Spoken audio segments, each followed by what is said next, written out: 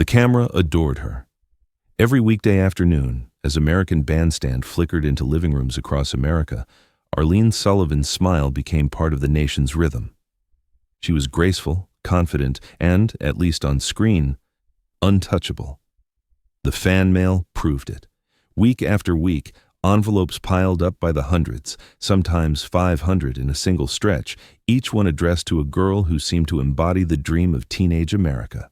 To the outside world, Arlene was living that dream, dancing alongside Kenny Rossi, stepping into the role of sweetheart for millions who believed the story they wanted to see.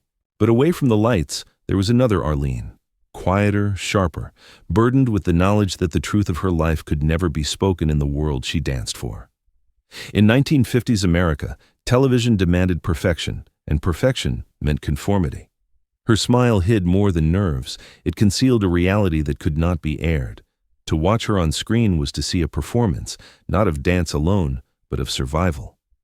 Philadelphia in the mid-1950s was a city humming with industry, church bells, and the restless energy of a new teenage generation. When American Bandstand transformed from a local show into a national broadcast, it didn't just play records, it minted idols. Among the fresh-faced teens waiting in line outside the WFIL studio was Arlene Sullivan, a high schooler whose natural rhythm and quiet confidence quickly caught the camera's eye. While other dancers angled for attention with flashier moves, Arlene carried herself with an elegance that seemed effortless. The lens lingered on her, and soon the producers did too. On screen, she was both accessible and aspirational. Girls copied her hairstyles, her skirts, even the way she tilted her head when the music swelled. Boys wrote breathless letters, convinced that she might somehow see them in return. The fan clubs multiplied, scrapbooks filled with her pictures, and in the post-war teen economy, Arlene was suddenly a currency of her own. She never auditioned to be a star, yet within months she became one of the show's most visible regulars. Part of the magic was timing. America in the 1950s was discovering the power of teenagers as consumers, and Bandstand provided the perfect showcase. The show offered them something adults could never quite grasp, a mirror of their own desires, friendships, and dreams. Arlene's presence was central to that mirror. She wasn't just another dancer. She represented the fantasy of what teenage life could look like if the music never stopped. But the idol-making machine was relentless. Every afternoon meant another performance, another set of eyes judging, another camera angle that demanded perfection. To be young and adored was exhilarating, but it was also exhausting. With every fan letter delivered and every whisper of her name in the hallways, Arlene learned that being loved on television was not the same as being understood. The gap between the girl in the studio and the girl inside her own heart began to widen, even as the spotlight grew hotter. If Bandstand turned teenagers into stars, then no pairing shined brighter than Arlene Sullivan and Kenny Rossi. From the very first time the two stepped onto the floor together, the audience sensed a kind of electricity. Their timing was flawless, their spins matched with ease, their steps locked into one rhythm as if rehearsed for hours, though in truth, it was instinct.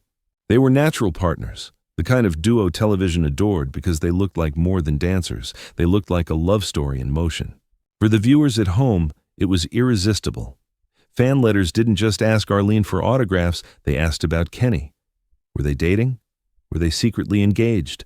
Mothers pointed to the pair on screen as the wholesome ideal of young romance, while teenage girls sighed over Kenny's clean-cut looks and teenage boys envied the easy way he held Arlene's hand. In a decade when television was still inventing the rules of mass entertainment, Bandstand discovered a formula. Sell not just the music, but the fantasy. Arlene and Kenny became its most bankable myth. The producers leaned into the narrative. Camera operators framed them together more often. Fan magazines ran stories hinting at romance, and the applause grew louder every time they appeared side by side. It was convenient, it was captivating, and above all, it was safe for 1950s America. The boy and girl, next-door dance partners embodied everything television wanted to project: youthful charm, heterosexual innocence, the promise of future marriages in suburbia. But reality was different. Off-camera, Arlene and Kenny were close friends and trusted partners, but nothing more. Their chemistry was born of practice, comfort, and a shared love of music, not from romantic entanglement. Arlene, even in her teenage years, already knew her heart followed a different path, one that could not be spoken aloud in an era of rigid conformity. Kenny, for his part, respected her deeply, never pushing beyond the partnership they both valued. Theirs was a bond built on rhythm and trust, not roses and whispered vows. Yet the myth persisted, and in many ways, it protected her. As long as America believed she and Kenny were the perfect couple, fewer questions were asked about Arlene's private life. It allowed her to dance without suspicion, to smile without constant interrogation, to exist within a television world that demanded appearances over truths. For fans, the illusion was enough. They didn't want complexity, they wanted a fairy tale. And so, day after day, Arlene and Kenny performed one of television's earliest romances, a romance that never really existed. What neither of them could say was that the performance was more than choreography. It was survival. The cameras demanded not just steps and smiles, but stories that fit the era's mold. And so the audience fell in love with the picture they saw, while the truth, gentler, quieter, and infinitely more complicated, remained behind closed doors. The late 1950s were years wrapped in an illusion of certainty. Television families were scripted to perfection, high school romances ended in respectable marriages, and every young woman on camera was expected to smile her way toward a suburban destiny. For Arlene Sullivan, those expectations carried a particular weight. On screen, she was adored as half of Bandstand's golden couple. Off-screen, she was beginning to understand that her truth did not fit into the story the nation wanted to see. She knew early on that her affections moved in a different direction, toward the girls who surrounded her rather than the boys who lined up to take her hand. In a private world, this was a revelation. In the public world of television, it was a secret that could never be spoken. To admit it would have meant losing her place on the show, tarnishing her reputation, and perhaps even shattering her family's standing in the tight-knit neighborhoods of Philadelphia. So she did what countless others of her generation were forced to do. She kept silent. She played the part the cameras required, smiling beside Kenny, dancing as if the choreography of her life was already written. Yet beneath the gloss, the silence weighed heavy. Each time a fan letter arrived asking when she and Kenny would announce their engagement, it reminded her of the vast gap between the fantasy projected on television screens and the reality she carried within. Silence, however, was not just self-protection. It was survival. The America of 1957 was not ready to hear her truth. The word lesbian was whispered, medicalized, treated as a problem to be corrected. Representation on screen was non-existent. People like her were written out before they could even be imagined. And so, Arlene wore the smile as both shield and disguise, never cruelly deceptive, but quietly defensive against a culture that demanded she be someone else. This wasn't cowardice, it was courage of another kind, to show up, to dance, to endure the daily gaze of millions while holding close a reality that could not be voiced, required strength that few of her fans could ever have guessed. What she couldn't say then, what the culture wouldn't allow her to say, was that her life was not the fantasy America wanted, but it was hers, and it was real. To the average viewer, Arlene Sullivan seemed to glide through her teenage years without effort. She was poised, polished, and perpetually smiling, the kind of young woman mothers approved of and teenagers longed to emulate. But every image carried a cost, and the perfection audiences saw on screen came with a toll few outside the studio could imagine. Every weekday meant returning to the WFIL studio, stepping into the familiar swirl of cameras, lights, and restless teenagers eager for their moment on the floor. The pressure wasn't just to dance well, it was to embody the ideal. A hair out of place, a dress slightly askew, a look that seemed distracted, and the illusion could crumble. Arlene understood that her presence had become larger than herself. She was not simply a girl in Philadelphia anymore. She was Arlene from Bandstand, a persona with expectations attached. Letters poured in by the hundreds, each one filled with fantasies of who fans believed she was. Some treated her as a confidant, pouring out secrets about crushes and heartbreaks. Others declared undying devotion, convinced that a girl seen only through the glow of a television set might somehow belong to them. At first, the attention thrilled her. Later, it overwhelmed. To respond was impossible. To ignore felt cruel. The pile of unanswered letters grew, a paper mountain of expectations she could never climb. And then came the rumors. The more visible a dancer became, the more stories circulated about romances, rivalries, jealousies behind the scenes. Arlene's partnership with Kenny Rossi shielded her from some of it, but not all. The myth of their romance helped disguise her real truth, but it also locked her into a narrative she had no control over. Whenever she appeared on the arm of another dancer, whispers followed. Whenever she seemed quiet or distant, magazines hinted at heartbreak. She learned quickly that television fame was less about being known and more about being consumed. Even among friends, there were limits to what she could share. Trust was precious and easily broken in a world where secrets became currency. For a teenager barely out of childhood, the burden of managing an image before millions was immense, and yet she bore it gracefully, as if perfection was simply who she was. But behind closed doors, exhaustion set in. Performing the ideal girl wasn't just about keeping her place on the show, it was about protecting herself from questions she wasn't allowed to answer. That duality, public adoration and private concealment, etched itself into every aspect of her youth. To the cameras, she was carefree, spinning in time with the music. To herself, she was navigating a maze of expectations, trying to protect a selfhood that could not yet be revealed. The price of perfection was steep. It demanded that she give the world everything but her truth. When Arlene Sullivan finally stepped away from American Bandstand, she carried with her both the glow of recognition and the relief of release. The applause faded, the cameras turned toward new faces, and the girl who had once defined teenage grace became, once again, a young woman in Philadelphia facing choices about what to do with the rest of her life. For many former regulars, the end of their time on the show was a disorienting fall from visibility.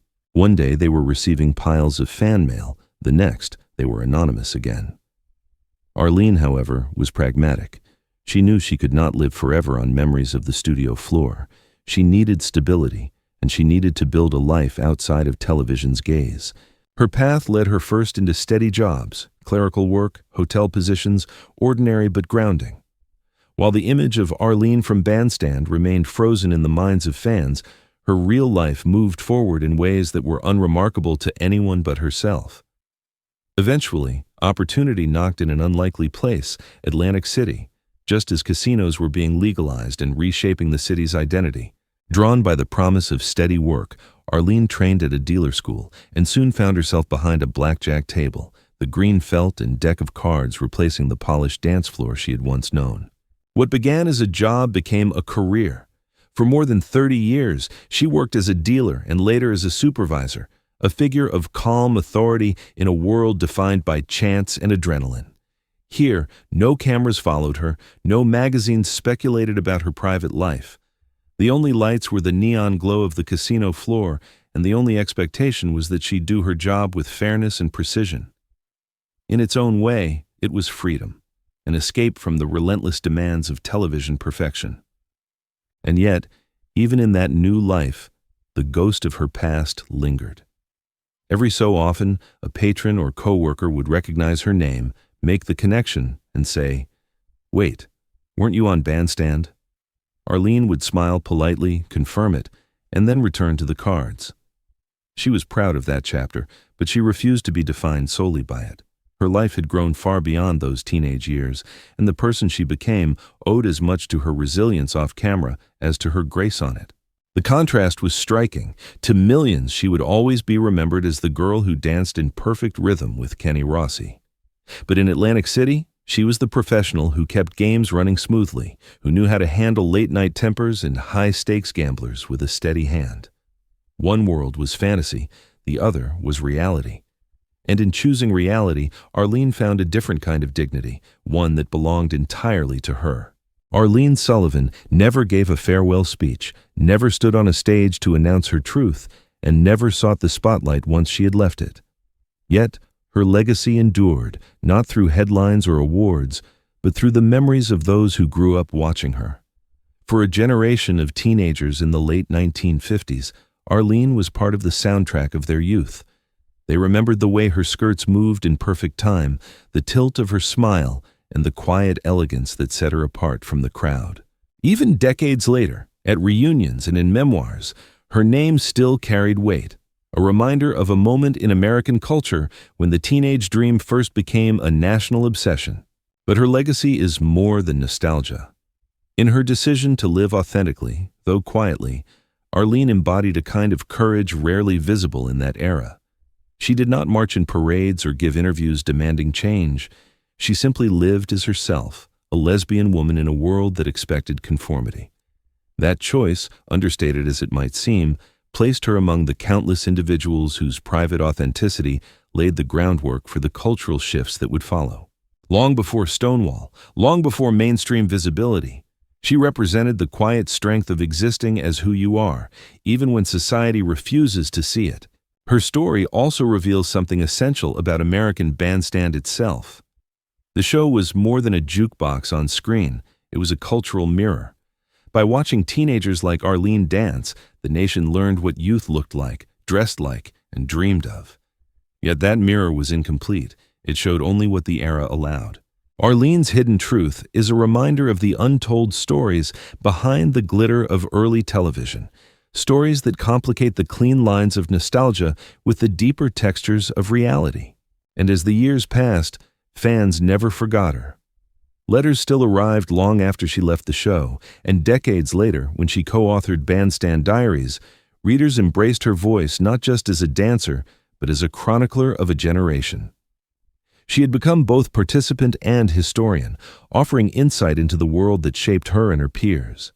In doing so, she ensured that her role was not just preserved, but understood. Today, when viewers look back at clips of American Bandstand, they see the polished steps and the perfect smiles. But knowing Arlene's fuller story changes the way those images resonate. Her smile was real, her grace undeniable, but so too was the silence she was forced to keep. Her legacy is not only that of a teen idol, but of a woman whose quiet authenticity helped pave the way for others to live more openly. She may never have held a microphone to declare it, but her life itself became the message.